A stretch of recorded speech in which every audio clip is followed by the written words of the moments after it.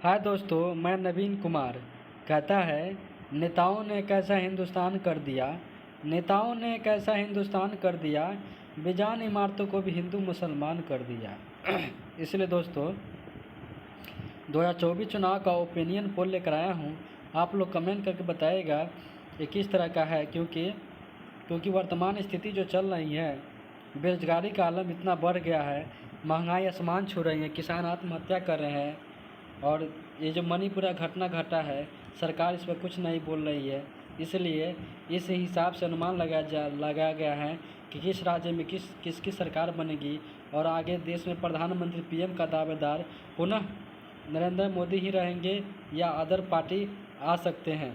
इसलिए मैं आगे आपको दिखा रहा हूँ किस राज्य में किसकी सरकार हो सकती है। ठीक है दोस्तों दोस्तों कहता है भारत से प्यार ऐसा हर नेता जताते हैं, भारत से प्यार है ऐसा हर नेता जताते हैं, नौकरी और रोज़गार की बात करो तो चुप हो जाते हैं।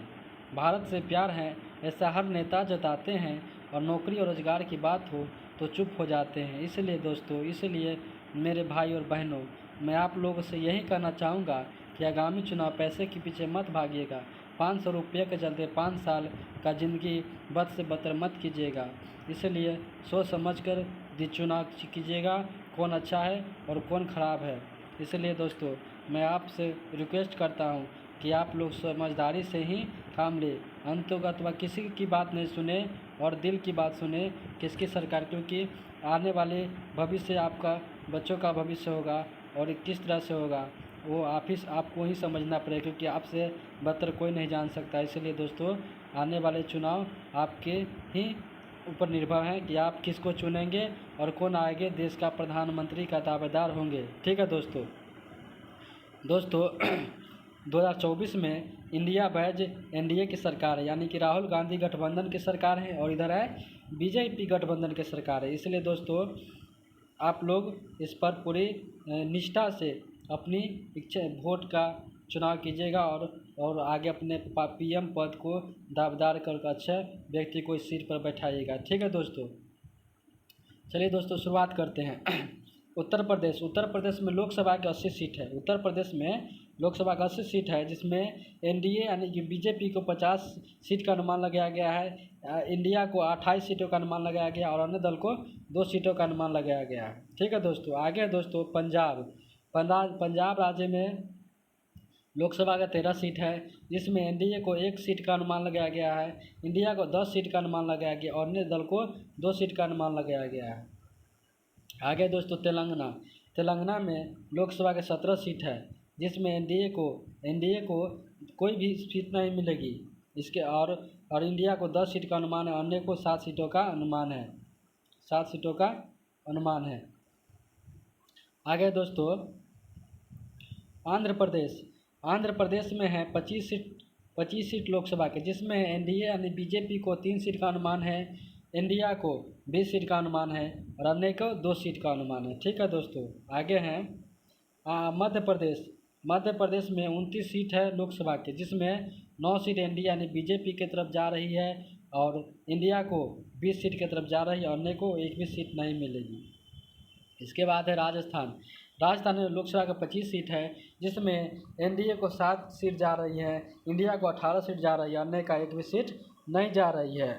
दोस्तों त्रिपुरा में लोकसभा के 2 सीट है, जिसमें एनडीए के एक भी सीट नहीं जा रही है, और इंडिया को 2 सीट जा रही है, अन्य का एक भी नहीं जा रही है। आगे दोस्तों पश्चिम बंगाल में लोकसभा के 42 सीट है, जिसमें एनडीए को 2 सीट जा रही हैं, 38 सीट इंडिया को जा रही हैं, और अन्य को 2 सीट जा रही हैं। ठीक है दोस्तों, आगे दोस्तों हिमाचल प्रदेश में लोकसभा के 4 सीट है, जिसमें एनडीए के 1 जा रही हैं, 3 को इंडिया के जा रही है, अन्य का एक भी नहीं जा रही है। दोस्तों मेरा वीडियो पसंद आए तो सब्सक्राइब कीजिएगा, शेयर कीजिएगा, कमेंट भी कीजिएगा, और लाइक भी कीजिएगा। ठीक है दोस्तों अगला है कर्नाटक में लोकसभा का 28 सीट है, जिसमें एनडीए को 3 सीट जाने का अनुमान है, और इंडिया को 20 सीट जाने का अनुमान है और अन्य दल को 5 सीटों जाने का अनुमान है। ठीक है दोस्तों। इसके बाद अगला बिहार में लोकसभा के 40 सीट है, जिसमें एनडीए को 8 सीट का अनुमान है। ठीक है, इंडिया को 32 और अन्य को 1 भी नहीं। आगे है दोस्तों महाराष्ट्र में लोकसभा का 48 सीट है, जिसमें एनडीए को 16 सीट का अनुमान है, इंडिया को 30 सीट का अनुमान है, अन्य का 2 सीट का अनुमान है। ठीक है दोस्तों। आगे हैं बिहार राज्य में टोटल लोकसभा में 7 गो सीट है, जिसमें एनडीए को 1 का अनुमान है, इंडिया को 6 सीट का अनुमान है, अन्य का 1 भी नहीं। इसके बाद है असम में लोकसभा के 14 सीट है, जिसमें एनडीए का 6 सीट का अनुमान है, इंडिया को 7 सीट जा रही है, अन्य का 1 सीट जा रही है। ठीक है दोस्तों। आगे है केरल में लोकसभा के 20 सीट है, 20 सीट में एनडीए को 1 भी नहीं जा रही है, 20 के 20 सीट जा रही है इंडिया को, यानी कि राहुल गांधी के गठबंधन को।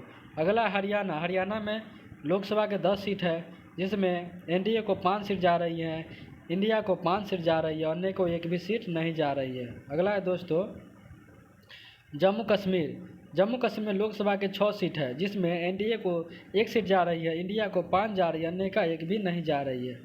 अगला है दोस्तों उड़ीसा में लोकसभा के 21 सीट है, जिसमें 1 एनडीए को जा रही है और 8 इंडिया को जा रही है, अन्य को 11 जा रही है। ठीक है दोस्तों मेरा वीडियो पसंद आए तो सब्सक्राइब कीजिएगा, लाइक कीजिएगा, कमेंट कीजिएगा और शेयर भी कीजिएगा। थैंक यू दोस्तों। अगला दोस्तों झारखंड में लोकसभा का 14 सीट है, जिसमें एनडीए को दल को 2 जा रही है, यानी कि बीजेपी को 2 जा रही है, इंडिया को 12 जा रही है, अन्य को 1 भी नहीं जा रही है। अगला है दोस्तों तमिलनाडु लोकसभा की 39 सीट है, जिसमें एनडीए यानी कि बीजेपी को 3 जाने का अनुमान है, इंडिया को 36 जाने का अनुमान है, अन्य का 1 भी उम्मीद नहीं है। आगे छत्तीसगढ़ में 11 गो लोकसभा की सीट है, जिसमें एनडीए को 3 जा रही है, इंडिया को 8 जा रही है, अन्य को 1 भी नहीं जा रही है। अगला है गुजरात, यानी कि बीजेपी का शहर, बीजेपी का स्टेट, बीजेपी का राज्य, जिसमें बीजेपी का सत्ता है। इसमें बीजेपी को जा रही है, एनडीए को जा रही है 14, इंडिया को जा रही है 12, अन्य का 1 भी नहीं जा रही है। अगला है छत्तीसगढ़ में लोकसभा की 11 गो सीट है, जिसमें एनडीए को 3 जा रही है, इंडिया को 8 जा रही है, अन्य को 1 भी नहीं जा रही है। अगला है दोस्तों मेघालय में लोकसभा के 2 सीट है, दोनों के दोनों एनडीए के जा रही हैं, दोनों को दोनों इंडिया को जा रही है, एनडीए का सुपरा साफ है। अगला है उत्तराखंड में लोकसभा के 5 सीट है, जिसमें एनडीए का 2 जा रहा है, 3 इंडिया को जा रहा है, अन्य का साफ। मणिपुर सबसे बड़ा मुद्दा मणिपुर, इसमें वर्तमान में जो स्थिति चल रही है,